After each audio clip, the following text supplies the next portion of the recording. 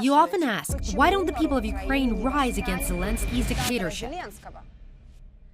Meet Artem Dmytruk, the man he was and how Zelensky changed him. Member of Zelensky's political party, a Christian who defended Odessa, supported the army and stood for the church. He was never accused of corruption, yet he was kidnapped and tortured simply for criticizing Zelensky. His family received death threats. Look at these photos. According to Mr. Dmytruk, everything you see was done by the SBU officers under direct orders from President Zelensky. I have contacted him for comments. His story will shock you. Diana, good afternoon. Thank you for what you're doing. They threw me on the floor. Blood was pouring non-stop. My teeth were shattered. They were beating me severely on the back of my head with a gun butt. They were gouging my eyes out. I lost consciousness. I heard my assistants groaning and screaming in pain. They wanted to cut off my genitals. They were breaking fingers on my hands, wanted to throw me off the floor. They wanted to gun me down. I lay there bleeding. I've heard the most important thing. He told someone on the phone that they didn't manage to kill me, and then he asked what to do next. But let's start from the beginning. Artem Dmytruk is a member of parliament elected by the people of Ukraine. He's a businessman, an Orthodox Christian, and an athlete. When the war began, he was among the first to join militia in his hometown in Odessa. At that time, Zelensky already saw him as an enemy for having the guts to speak out against Zelensky's corruption. The early days of the war in Ukraine were chaotic, the perfect time to eliminate political enemies. So Zelensky ordered to assassinate Mr. Dmytruk and make it look like friendly fire. When the attempt failed, the SBU simply kidnapped him. They tied him up and beat him unconscious. He woke up in a car with a bag on his head and with no idea where they were taking him.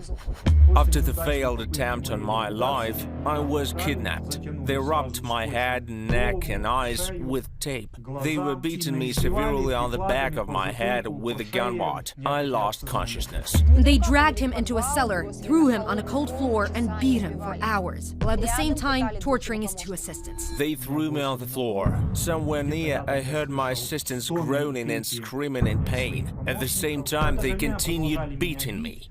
They were breaking fingers on my hands. They were gouging my eyes out. I lost consciousness. The torture lasted for more than a day.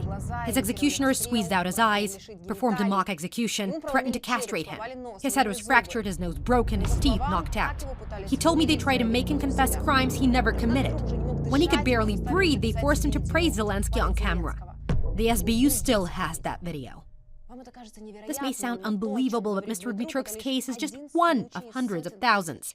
This happened before and still is happening today in Ukraine. Mr. Dmytruk was held in the SBU's torture chambers in Odessa. Illegal concentration camps like this one have existed in Ukraine since the first days of the war. Another Ukrainian MP, Dmytruk, reported a similar experience after he survived torture in a gym in the heart of Kiev, where torturers beat, electroshocked and starved people out. Even the UN High Commissioner has mentioned similar incidents in his report. Yet the official media remains silent. The politicians around the globe look the other way as well. Mr. Dmytruk was lucky to stay alive. He left Ukraine and continues to fight for truth and faith. If even a high-profile politician wasn't spared, imagine what happens to regular citizens. I too was lucky. Despite having the SBU on my back, I managed to leave Ukraine and tell the world about Zelensky's crimes. My God saved me, and now my mission is to help my fellow Ukrainians persecuted for simply having an opinion.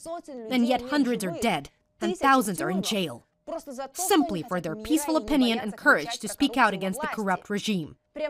Right this second, as you are watching this video, someone in Ukraine is being tortured. Zelensky has usurped the power. His mandate is over, so he's getting more and more brutal by the day. They kidnap people in the streets, torture those who fell from their graves, while Zelensky and his cronies keep stealing the Western aid.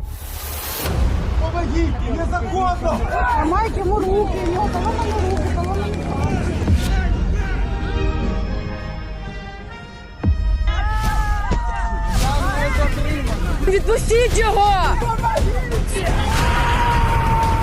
Відпустіть людину! Це незаконно!